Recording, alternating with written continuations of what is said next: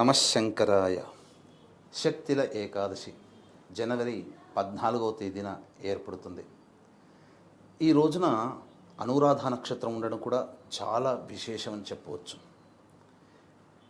ఈరోజు భోగి పండుగ కూడా అయింది. అయితే కొంతమంది పంచాంగకర్తల ప్రకారం మధ్యాహ్నం 3 గంటలకి సంక్రాంతి పర్వదిన పుణ్యకాలం అనేటువంటిది ఈ 14వ తారీఖు రోజున ఏర్పడబోతుంది. కాబట్టి వీక్షించేటువంటి ప్రేక్షకులు ఈ రోజున తిలలని 6 రకాలుగా ఉపయోగించాలని శాస్త్రం.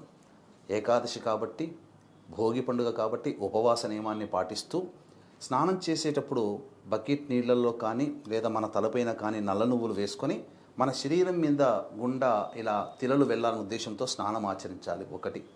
ఇక రెండవది, స్నానం ఆచరించిన తరువాత నల్ల నువ్వులని బాగా పిండి చేసి శరీరానికి పూసుకోవాలి ఈ రోజున. ఇక మూడవది, ఈ రోజున ప్రధానముగా తిలలతో తర్పణం వదలాలి తల్లిదండ్రులు లేనటువంటి వాళ్ళు. నాలుగవది, ఈ రోజున తిలలు దానము చేయాలి. ఇక ఐదవది, ఈ రోజున సంబంధించి ఈ తిలల్ని అనగా నల్ల నువ్వులతో చేసినటువంటి పిండి వంటకాలని భుజించాలి. ఈ విధంగా తిలలతో హోమము కూడా చేయాలి. ఈ విధంగా 6 రకాలుగా ఈ సంబంధించినటువంటి శక్తిల ఏకాదశిని ఉపయోగించుకోవాలి. అంతేకాకుండా సంతానముగా ఉన్నటువంటి వారసులుగా ఉన్నటువంటి వాళ్ళు విధిగా చేయాల్సినటువంటిది సంక్రాంతి పర్వదినం సందర్భంగా పిండ ప్రదానము తర్పణాది కార్యక్రమాలు 15వ తారీఖు రోజున చేసుకోవాలి. ఎందుకనంటే తల్లిదండ్రుల రుణం తీర్చుకునేటువంటి అవకాశము ఈ యొక్క సంక్రాంతి పర్వదినం రోజునే.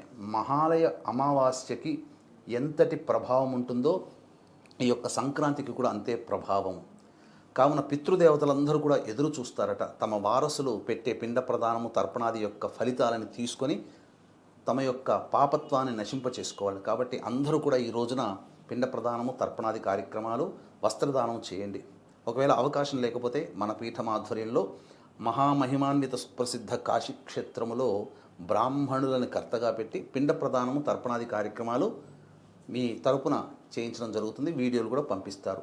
అవకాశాన్ని వినియోగించుకోండి.